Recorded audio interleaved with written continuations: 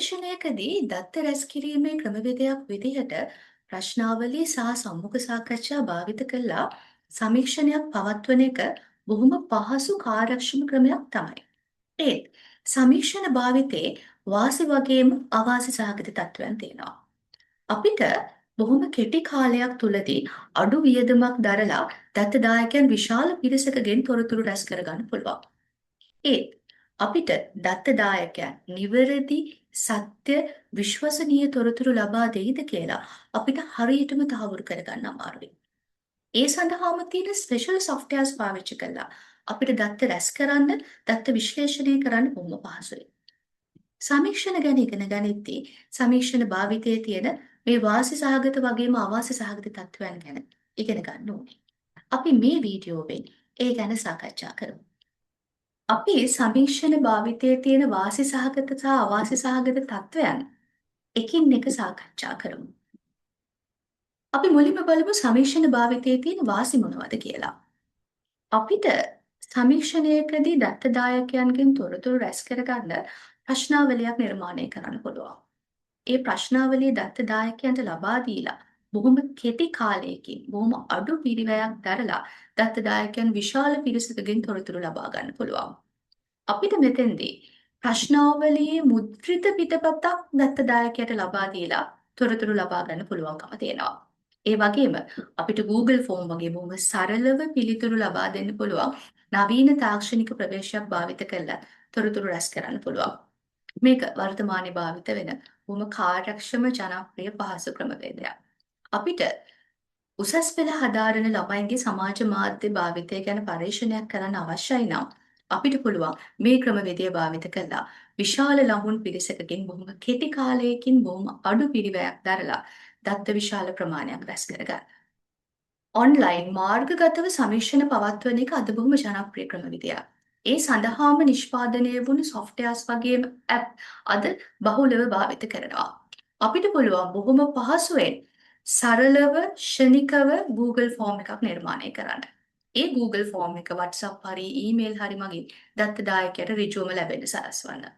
දත්තදායකයා දත්ත ලබා දීලා Google ෆෝම් එක සබ්මිට් කළාම සමීක්ෂකයාගේ පරිගණකයේ අදාළ Google ෆෝම් එකට අදාළ දත්ත Excel sheet එකක ස්වයංක්‍රීයව සටහන් වෙනවා. ඊට පස්සේ අපිට පුළුවන් SPSS, ANOVA, Python වගේ software එකක් පාවිච්චි කරලා බොහොම ඉක්මනින් පහසුවෙන් දත්ත විශ්ලේෂණය කරන්න. ඒ වගේම bar charts, pie charts අදාළ පරිදි බොහොම පහසුවෙන් නිර්මාණය කරන්න.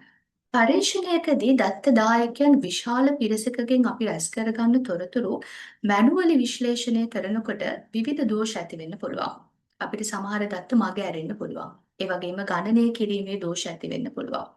අපි ඒ සඳහාම නිර්මාණය වුණු විශේෂිත softwares SPSS, ANOVA, Python වගේ softwares පාවිච්චි කළාම අපිට ඉහළ නිර්වද්‍යතාවයකින් යුක්තව සංඛ්‍යාන විද්‍යාත්මක දත්ත විශ්ලේෂණයක් කරන්න පුළුවන්. software analysis එකකින් අපිට ලැබෙන නිගමන වළංගුභාවයෙන් ඉහළයි. ඒ වගේම ඉහළ විශ්වසනීයත්වයකින් යුක්තයි. අපිට පුළුවන් වෙනවා ඒ විචල්‍ය අතර තියෙන සහසම්බන්ධතාවත් බොහොම පහසුවෙන් ගණනය කරන්න. ස්ත්‍රී පුරුෂ භාවය අනුව ළමයින්ගේ සමාජ මාධ්‍ය භාවිතය වෙනස් වෙනවද? ඒ වගේම පදිංචිය අනුව, ඒ කියන්නේ ග්‍රාමීය අර්ධ නාගරික බව අනුව ළමයින්ගේ සමාජ මාධ්‍ය භාවිතය වෙනස් වෙනවද? එහෙම නැත්නම් ළමයි හදාරන විෂය පතේ අනුව ඒගොල්ලන්ගේ මාධ්‍ය සාක්ෂරතාවයේ වෙනස්කම් දකින්න තියෙනවද කියලා අපිට බොහොම පහසුවෙන් කෙටි කාලයක් තුලදී සංසන්දනාත්මකව විශ්ලේෂණාත්මකව අධ්‍යයනය කරන්න පුළුවන්. අපිට අවශ්‍ය විදිහට bar charts, pie charts නිර්මාණය කරගන්න එකත් බොහොම පහසුයි. අපිට සමීක්ෂණයක් මගින් බොහොම පුළුල් විෂය පරාසයක තොරතුරු ලබා ගන්න පුළුවන්. සමාජයේ විවිධ සංසිද්ධීන් ගැන පුද්ගලයන්ට තියෙන ආකල්ප, මතවාද, විශ්වාස, චර්යා රටා, සිදුවීම්, වටිනාකම් ගැන අපිට සමීක්ෂණයක් මගින් පහසුවෙන් තොරතුරු රැස් කරගන්න පුළුවන්කම තියෙනවා. අපිට පුළුවන් අපි තෝරගන්න නියතියෙන් අපේ සමීක්ෂණයට අදාළ ප්‍රශ්න ඍජුව යොමු කරලා තොරතුරු ලබා ගන්න. ඔබ දවසට කොපමණ වේලාවක් සමාජ මාධ්‍ය භාවිත කරනවද? ඔබ වැඩියෙන්ම භාවිත කරන සමාජ මාධ්‍ය මොනවද? ඔබ ඒ මාධ්‍ය තෝරගන්න හේතු මොනවද? ඒ වගේම සමාජ මාධ්‍යයෙන් ඔබට සිදුවෙන්නේ ධනාත්මක බලපෑමක්ද නැත්නම් ඍණාත්මක බලපෑමක්ද? ඔබ අධ්‍යාපන කටයුතු සඳහා සමාජ මාධ්‍ය භාවිත කරනවාද? ඒ වගේ බොහොම තොරතුරු, බොහොම පුළුල් විෂය පරාසයක තොරතුරු අපිට දත්ත දායකයන්ගෙන් ඍජුව ප්‍රශ්න විමසීමෙන් ලබා ගන්න පුළුවන්. ඒ වගේම අපි නිවැරදි ප්‍රමිතියට අනුව සමීක්ෂණ සිදු කළොත් දෝෂ අවම කරගෙන සාර්ථක ප්‍රතිඵල ලබා ගන්න පුළුවන්. මෙතෙන්දි වඩාත්ම වැදගත් වෙන්නේ නිවැරදි ක්‍රමවිධි අනුගමනය කළා, නිවැරදි දත්ත විශ්ලේෂණ භාවිත කළා, නිවැරදි ප්‍රතිඵල සහ නිගමන ලබා ගැනීම. සමීක්ෂණ භාවිතයේ අවාසිත් තියෙනවා. දත්තදායකයා සමීක්ෂකයාට නිවැරදි සත්‍ය තොරතුරු අවංකව ලබා නොදෙන්න පුළුවන්. ඒ වගේම සමීක්ෂකයා කොච්චර උත්සාහ කළත් දත්තදායකයා තොරතුරු ලබා නොදෙන්න පුළුවන්. දත්තදායකයා සමීක්ෂකයාව ප්‍රතික්ෂේප කරන්න පුළුවන්. ඔහුට පිළිතුරු ලබා දීම ප්‍රතික්ෂේප කරන්න පුළුවන්. දත්තදායකයා සමීක්ෂකයාව මග ඇරලා යන්න පුළුවන්. සමහර තොරතුරු ආදායම් මට්ටම වගේ තොරතුරු හෙළි කරන එකෙන් Tamanට අවාසි සහගත තත්ත්වයක් ඇති වෙයි කියලා සැකයක් දැනුණොත් අදාළ සත්‍ය තොරතුරු දත්තදායකයෝ ලබා දෙන්නේ නැහැ. අපි උදාහරණයක් විදිහට සමාජ මාධ්‍ය මගින් සෝෂල් මීඩියා මාකටිං වලින් කොච්චර ආදායමක් මාසිකව ලැබෙනවද කියලා අපි දත්තදායකයෙක්ගෙන් අහුවොත් ඔහු අපිට පිළිතුරු ලබා නොදී ඉන්න පුළුවන්. එහෙම නැත්නම් අපිට සාවද්‍ය තොරතුරක් ලබා දෙන්න පුළුවන්. අපිට පර්යේෂණයේදී දත්ත රැස් කරද්දී දත්ත දායකයා සාධාරණ සමබර අපක්ෂපාතී තොරතුරු හැම වෙලෙම ලබා දෙයි කියලා විශ්වාස කරන්න බෑ. අපි හැමෝටම පෞද්ගලික නැඹුරුතාවන් තියෙනවා. පෞද්ගලික රුචි අරුචිකම් තියෙනවා.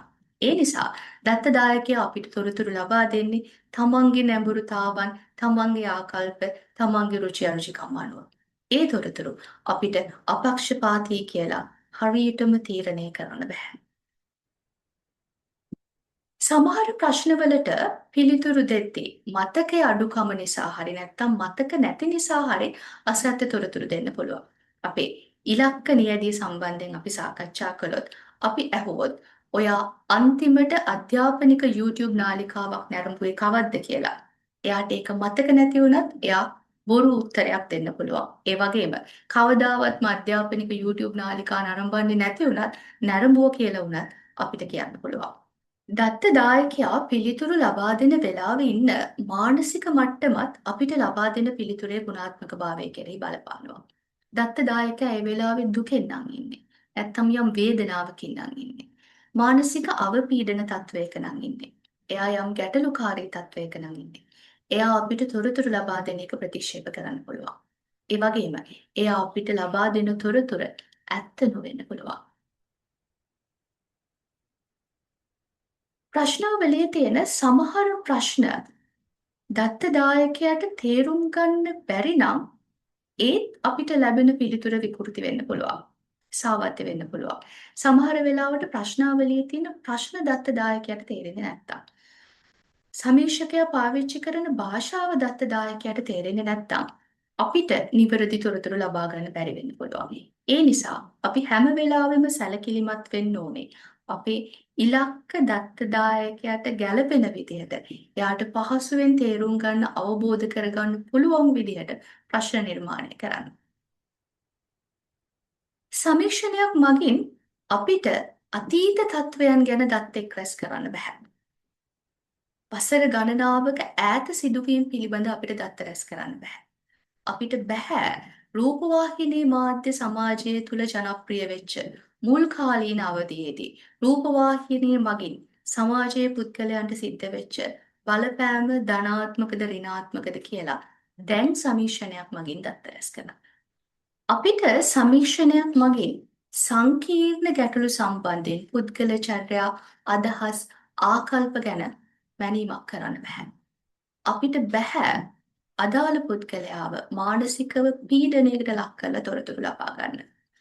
අපිට බෑ ඔයා සමාජ මාධ්‍ය භාවිත කරද්දී සමාජ මාධ්‍ය හරහා ඔබට සමීප වෙන පුද්ගලයෙක්ගෙන් ඔයා බූලි වුණාද?